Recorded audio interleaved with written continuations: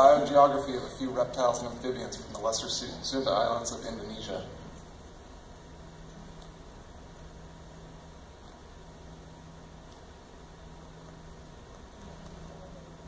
Here's the oven.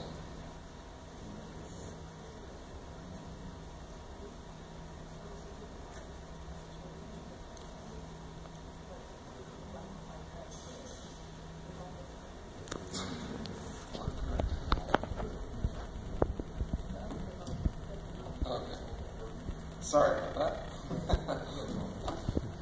Okay, so Australia and Asia have been separated for almost 200 million years, and in that time their faunas have really greatly diverged. But it's only in the last 15 to 20 million years that they've come close enough into contact to have some faunal exchange by way of the Indonesian archipelago. And Indonesia is one of the most biodiverse countries in the world, and that's because it's extremely large, it has a tropical climate, it spans at least 2 biogeographic realms, and probably most importantly, it's composed of over 18,000 islands, which provides plenty of opportunity for insular species formation. It's also extremely complex geologically. As you can see here, there's 4 different tectonic plates that are all colliding and grinding together in this region. And the Indo-Australian plate is subducting under the Eurasian plate, which has essentially created the Greater and Lesser Sunda Islands.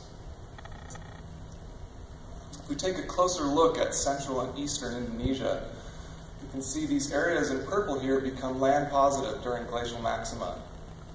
So islands in the west, such as Borneo and Java, become land bridged to each other and to Southeast Asia and form the Sunda Shelf. And in the east, we have New Guinea and Australia becoming land bridged to each other, creating the Sahul Shelf. But all the islands in between these 2 shelves are oceanic islands, and they never become land bridged to either of these shelves. So all the fauna that are there have to get there by overwater dispersal. If we take a look at some of the biogeographic lines in the region, we can see on either end, we've got Wallace's line in yellow and Lydeker's line in blue. And these lines essentially delimit the edges of those 2 shelves and the boundaries of this transitional zone. But there's been a lot of controversy about where to place the boundary line between the Oriental and the Australian biogeographic realms. You can see that Mueller's line in green goes down between the islands of Sumbawa and Flores. And also Ernest Mayr himself was really interested in this region, and he modified Weber's line, which is in orange, and he basically considered this the faunal balance line, so that all the islands east of this line had greater than 50% Australopapuan origin species, and all the islands west of it had greater than 50% of Oriental origin species. And down here on the bottom, these are the Lesser Sunda Islands, which essentially form kind of a peninsula extending east from Bali. And they're composed of a double island arc. So on the northern area here, we've got the inner arc, which are volcanic in origin. And on the lower part here, we've got the outer arc, which are not volcanic and are uplifted ocean basin. Going back to Mayr's contribution, he was extremely fascinated by this region because he thought that the question of where to place this boundary line was unanswered. But he also realized that this question probably wouldn't be answered for quite some time because there was still so much exploration of the region that needed to be done to determine where all the species and lineage boundaries were. He did some work, as you can see in this figure here, to find out if the boundary was somewhere in the middle of the Lesser Sundas. But he came to the conclusion that every single strait in the Lesser Sundas was a major zoogeographic boundary, and Wallace's line only stood out because there was such a great diversity of species on Bali. He also thought that the Lesser Sundas were a unique region within Wallacea because they had a characteristic fauna that wasn't found anywhere else in Wallacea. And because the Lesser Sundas were east of his faunal balance line, he considered them part of the Oriental biogeographic realm. If we take a closer look at patterns of reptile species distribution in the archipelago, we can see that the islands in the west, such as Bali and Lombok, have predominantly Oriental origin species. And each island you move east, you pick up more and more Australopapuan species in a real clinal fashion. And because of this pattern, the Lesser Sundas have been described as one of the best examples of a two-way filter zone in the world. So the simplest way to explain these patterns is by a stepping stone model of island colonization, where the first islands colonized are the ones closest to the shelf of origin, and the most derived lineages would be the furthest islands from that shelf of origin. So you can create phylogenies where you'd expect the most basal lineages to be those islands closest to the shelf, and the most derived lineages to be the islands furthest from the shelf. But what this doesn't take into account is the ages of the islands, possible shifting in the orientation of the islands over time, or even merging or breaking apart of islands. We don't really know too much about the orientation of the islands in the past, or if they've become merged or separated, but we do have some rough estimates of the ages. So the western inner arc islands of Lombok, Sumbawa, and Flores are the oldest, and they're about 5 to 10 million years old. The next oldest are the eastern inner arc islands, and those are approximately 5 million years old. And the youngest set of islands are the outer arc, which are about 1 to 2 million years old. So I've put up a bunch of alternative hypotheses here.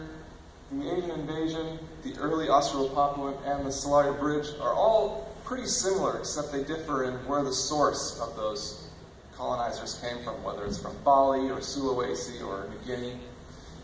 And then this Timor springboard hypothesis has to do with colonizers from the Sahul Shelf that come into the archipelago late. So I was lucky enough to spend 8 months in Indonesia, and I got to sample reptiles and amphibians from every one of the major Lesser Sunda islands. And my first pass was to create some mitochondrial phylogenies for all these, to get a rough idea of the biogeographical patterns and also the age of the lineages there to see when they entered the archipelago. And there was a really big variation in when they got into the archipelago, from tens of thousands of years ago all the way to maybe 20 million years ago, which is obviously much older than the archipelago is. And about 5 of these species seem to be maybe human commensals with almost no genetic structure. I've colored the islands here based on kind of their age group to try to get a handle on these phylogenies. And if you look at this phylogeny C, that's the only one that really kind of conforms to one of my alternative hypotheses. It's rooted by a Sunda Shelf island, and then the most basal lineages are from the western inner arc, followed by lineages from the eastern inner arc, and the most derived lineages are from the outer arc. But a lot of the other patterns were hard to understand. So my next step was to take a next generation sequencing approach. So I sequenced transcriptomes from 6 different focal groups and used those to create lineage-specific markers. So I captured about 1,000 genes per focal group using a in-solution exon capture experiment approach. Then I analyzed this sequence data in a phylogenetic and population genetic framework. So today I'm just going to be presenting some of the genomic phylogenies for these groups. 5 of the groups have a Sunda Shelf origin, and 1 has an origin from Sulawesi. So if we take a look at flying lizards, we see that they're derived from the Sunda Shelf. The most basal lineages are from the oldest islands of the western inner arc, but we see that there's some boundaries within the middle of these larger islands, such as Sumbawa and Flores, which we wouldn't have expected. Also, we see a big disconnect here between Lambada and Pontar. Now that strait is very narrow. It's one of the narrowest straits in all the Lesser Sundas. But they couldn't make the jump from Lambada to Pontar. Instead, they dispersed south from Flores down to Sumba, east to Timor, up to Wetar, and then back west to Alor and then to Pontar, in a big roundabout dispersal event, maybe 4 or 5 dispersals. When we look at forest skinks, we see a very similar pattern. The oldest lineages are in the western inner arc, except here we're seeing multiple sympatric lineages on Lombok and even 4 different lineages on Flores. And from gene flow analyses that I'm not presenting here, all of these lineages are genetically isolated and are possibly distinct species. But again, this narrow strait between Pontar and Alor, right there, they couldn't make that jump either. Instead, we see again a dispersal event south to Sunda, and then east to Timor, Wetar, and Alor, just like in flying lizards. If we look at crab-eating frogs, we see that there's two major sets of lineages, one in the western inner arc, and then one in the outer arc and the eastern inner arc. And once again, we see Timor, Alor, and Wetar nested sister to Sunda. So all these species had a Sunda shelf origin, and I was expecting to see patterns that conform to this Asian invasion hypothesis. But instead what we're seeing is something like this Sunda route, where they're dispersing south and then east and then north up into this eastern inner arc. And this is really unexpected because Sunda is supposedly one of the youngest lineages in the archipelago. But a lot of the lineages, the Sunda lineages, are 2 to 3 times as old as the island itself. Moving on to some other taxa, we see emerald skinks.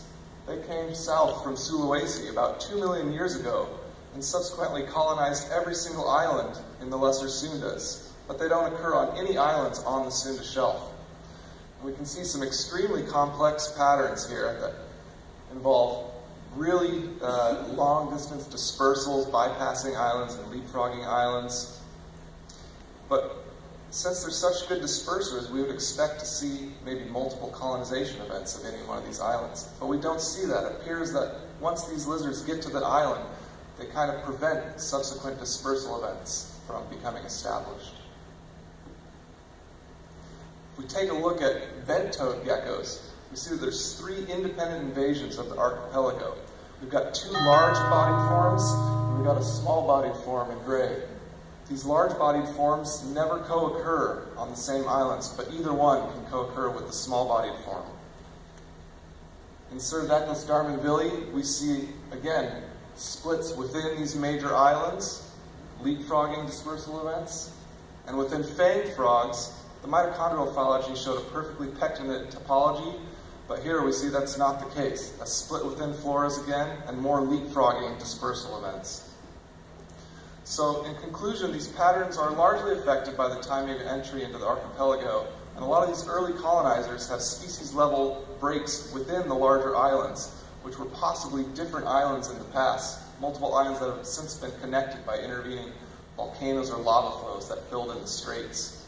We also see that Sunda may be the stepping stone to all the eastern islands, whether they're the inner or the outer arc.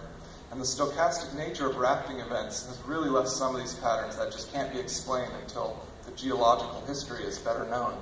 And just as Mayr believed, every single strait in the Lesser Sundas is a major barrier to dispersal that's contributing to species formation and endemism in the archipelago.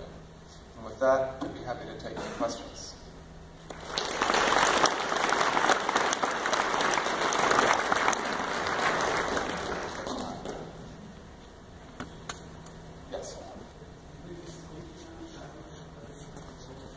I'm sure extinction has played quite a big role, especially in the inner arc where there's huge volcanic eruptions, but we still see the oldest lineages on the islands that have the biggest volcanoes and the most intense eruptions, so it's unclear how big of a role it's actually played.